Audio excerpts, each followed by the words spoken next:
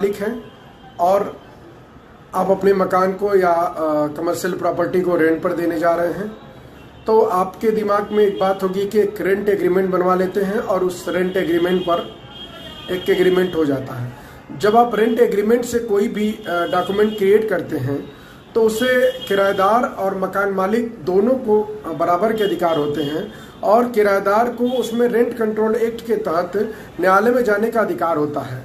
परंतु यदि आप एक लाइसेंस जनरेट करते हैं किराएदार को, तो किराएदार के पास लाइसेंस के अगेंस्ट कोर्ट जाने का राइट नहीं होता है। और अगर मकान मालिक या दुकान का मालिक यदि चाहे तो अपने लाइसेंस को टर्मिनेट कर दे नोटिस दे करके, तो फिर जो भी आपका टेनेंट है उसके पास बहुत सारे अधिकार नहीं बचते हैं।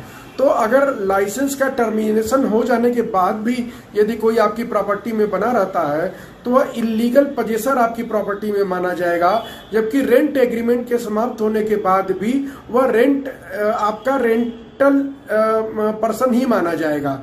इसलिए यदि आप किराए पर अपना मकान या दुकान या अपनी इमूवेबल प्रॉपर्टी देने जा रहे हैं, तो जब दोनों विषय पर आप विचार करते हैं तो आपको ये करना चाहिए कि रेंट एग्रीमेंट पर देना है या लाइसेंस पर देना है, तो आप इसमें लाइसेंस को प्रीफर कर सकते हैं, क्योंकि रेंट एग्रीमेंट से बेटर होता है लाइसेंस। और लाइसेंस को आप टर्मिनेट करते हैं तो उसी दिन से, जिस दिन आप नोटिस देते हैं टर्मिनेशन का, उस दिन से वह व्यक्ति जो आपके प्रेमाइसेस में रह रहा होता है वह इलीगल मान लिया जाता है in the I of law.